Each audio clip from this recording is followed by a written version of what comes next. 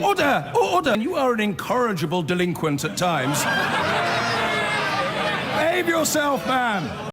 Now, the UK's initial response to the pandemic came under fire from Boris Johnson's former chief advisor, Dominic Cuimmings, today. In his first public appearance since leaving Number 10, he blamed the Department of Health for last spring's PPE crisis, describing it as a smoking ruin. And he told MPs that bureaucracy had prevented the government from acting faster. Our political correspondent, Romilly Weeks, was watching. 4 months after he left Number 10, Dominic Cuimmings emerged out of his basement today. Are you missing being part of government, Mr Cuimmings? Some members of the government will have wished he'd remained below ground, carrying notes, but he might as well have been carrying ammunition, as this was his first salvo. In spring 2020, you had a situation where the Department for Health was just a sort of smoking ruin in terms of procurement and PPE and all of that. Not enough to light one fire under the Department of Health. Mr Cuimmings was at pains to exclude the Health Secretary from the success of the vaccine rollout. It's not coincidental that the vaccine programme worked the way that it did.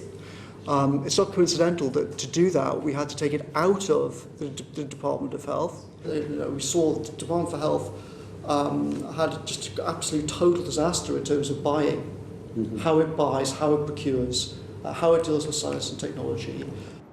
The man who hot-footed it to Barnard Castle during the pandemic after contracting COVID also declared there should be an inquiry into what went wrong.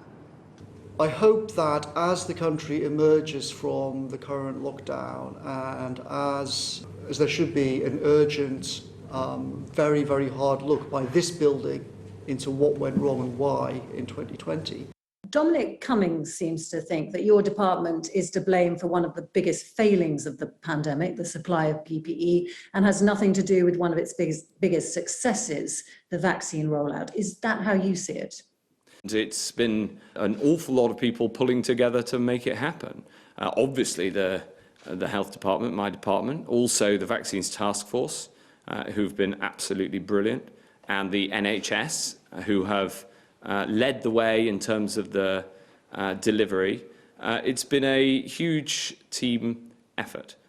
Before he left, Mr Cuimmings promised this.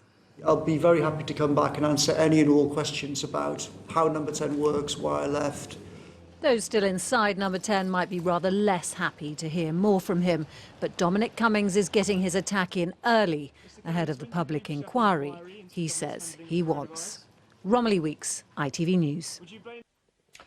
Now, Boris Johnson's former chief advisor, Dominic Cuimmings, has told MPs that the Department of Health was reduced to a smoking ruin as it struggled during the first months of the coronavirus pandemic in England.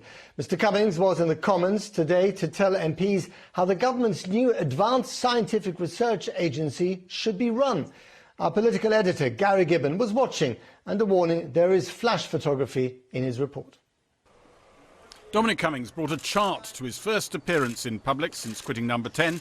He told MPs it showed how most scientific research happens inside tiny boundaries, and government must continue his push to change that. Hopefully you can see this. I'll put it on my blog if it doesn't show up very well.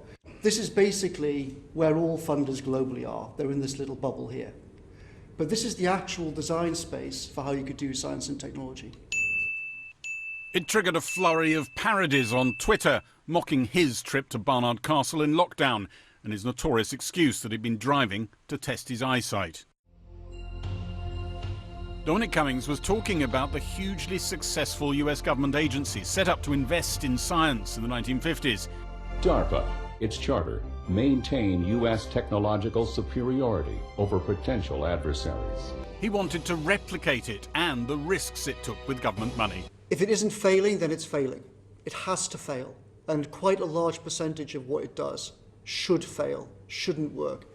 Dominic Cuimmings slated the Department of Health for its inability to buy protective equipment and medical kit last year, and said that was why the government had taken vaccine procurement outside the department. Obviously last year, we saw the Department for Health had just absolute total disaster in terms of buying, how it buys, how it procures, how it deals with science and technology. It's not coincidental that the vaccine programme worked the way that it did. It's not coincidental that to do that we had to take it out of the Department of Health. We had to have it authorised very directly by the Prime Minister and say, strip away all the normal nonsense.